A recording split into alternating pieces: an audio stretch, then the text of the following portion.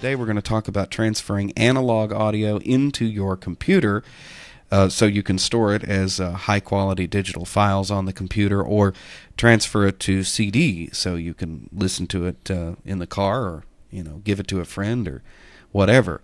There's a lot of software on the market right now that promises to do this, in 2 easy steps. You dump it in, then you click one button and everything's cleaned up and all the levels are fixed and the noise and the clicks and the pops are gone, and you can throw away your originals. The truth of the matter is that it doesn't really work that way, and the results that I hear from this kind of software are really not that great.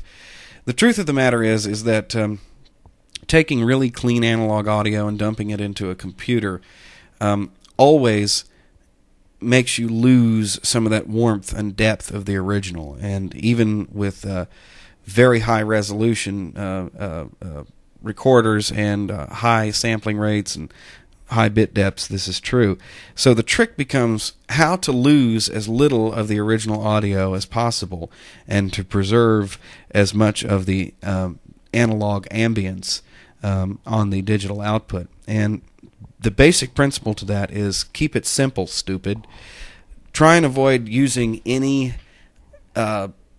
plugins. A lot of these different plugins that promise to clean the audio up and everything just actually make things sound worse than the original. Now, the piece of software that I'm going to demonstrate what we're going to do today on is Adobe Audition 3. Audacity is another good piece of software, and that's available for free, and it will allow you to do a lot of these same operations.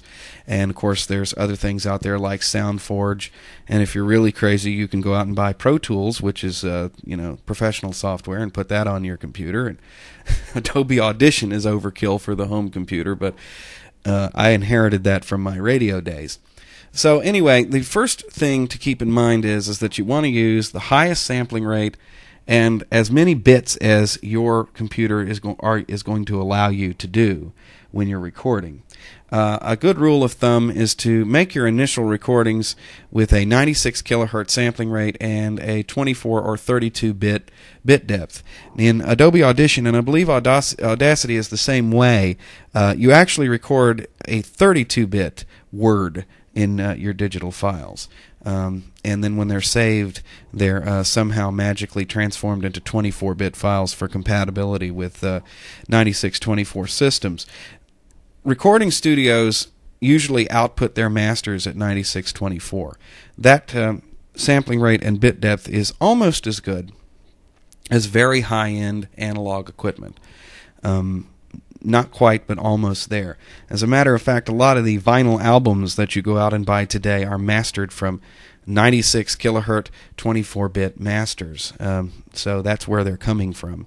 And it's almost as good as the original analog.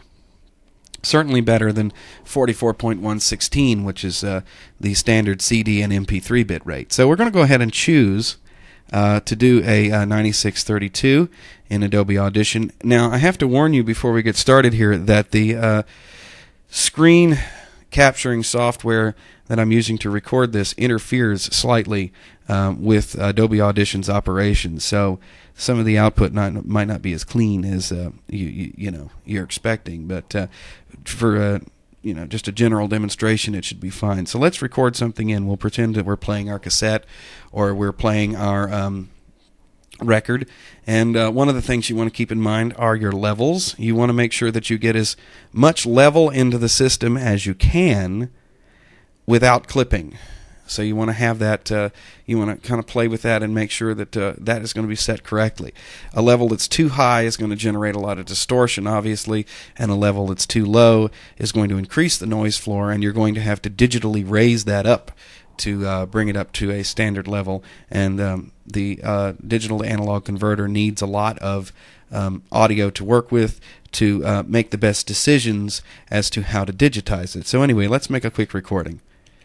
Mary had a little lamb. Well, hold on, I got to click record, don't I? It helps.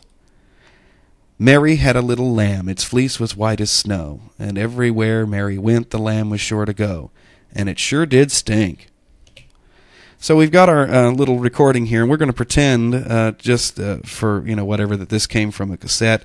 That first part looks a little bit hot. See, that would be an example of overdriving the sound card a bit. And I already cut the front end off to kind of tighten that up. So that would be the first thing that you'd do after you'd make your recording. You would go through and you'd look at it, and then you might want to go in here like this, and you might want to put a fade on it.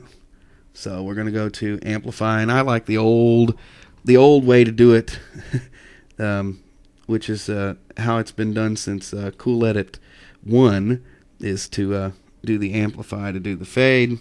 We're just going to do a quick fade. Now you can also do some very sexy logarithmic fades with this, being that this program is used to master compact discs and used in radio stations. Pro Tools is more popular in recording studios, and Adobe ends up in lots of radio studios. So we have our recording here, and once we get into the system, we're going to pretend that this is a record.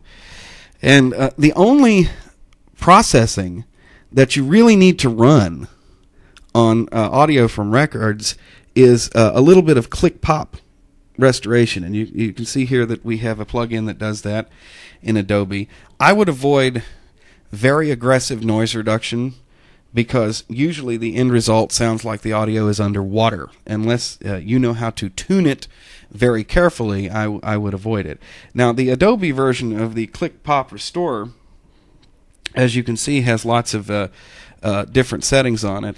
And one of the ways that I like to use it is if the audio is particularly clean coming off the record, but there's one click or a pop, then I'll use this feature over here where it says, down here at the bottom it's ghosted now, but it says remove one click now. And that you just go through and highlight the particular click, and you turn it on, and it just goes and does it. So we're going to go ahead and set this thing up. Instead of using the presets, I like to go ahead and let it analyze the audio, and if you have a whole side from an album in here, that might take a little long, but we really just want to do some light processing. And of course in this case it's not going to do anything, because we're dealing with the audio that came from the microphone, but there's the end result anyhow. And once you have run that, and you've taken out some of the clicks, the next thing that you may want to do is just a little bit of equalization, and most software has EQ, and just give it a listen. If you'd like to have a little bit more bass, feel free to experiment, bump it up. Then let's pretend that you already did your EQ. The next thing that you're going to want to do for an effect is the last thing that you're going to want to do is a normalize. The next and last. Once you get things sounding the way you want them to sound, then come in here and run your normalizer.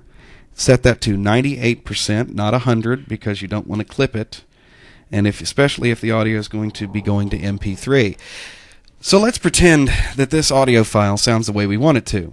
Mary had a little lamb, its fleece was white as snow, and everywhere Mary went, the lamb was sure to go. See, that software kind of messes that up a little bit. Anyhow, let's pretend that this is what we want it to be. The next step that you want to go through before you save it, and in Adobe Audition it's F11, is you want to convert this back down to 16 bits, and I choose 44.1 for CD. So let's go ahead and do that. And you might want to do some research on the dithering here. That is set up as well.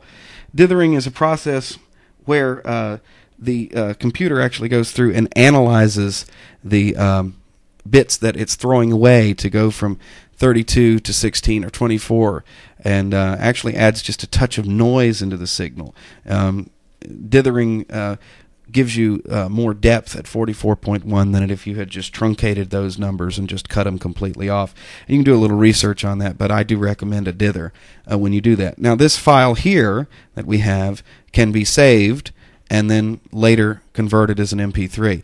I always save as a WAV file first, and then use the Audio Grabber program to use the lame MP3 encoder. Audacity uses the lame encoder anyway, so you don't have to go through that extra step. However, Adobe Audition and a lot of commercial software uses the commercial version of MP3, and as most of you already know, lame is better. So that's basically the process. This is all you should need to do. And unless you're willing to sit down and really tune and play with it, I would avoid running a lot of heavy processing on it. A little bit of EQ, a little bit of click pop for records to get the big clicks and pops out, and then normalization, and then save it. That's it. That's all you need to do. And then once you turn it into, once you have it as MP3s, you could use MP3 gain to level everything off so it stays in your collection. But that's all covered in another video. So I hope this helps. Just some pretty basic principles put forward. Keep it as simple as possible so you don't lose quality. And that's basically it. JC, Bad Edit Pro, waving bye-bye. Thanks for watching.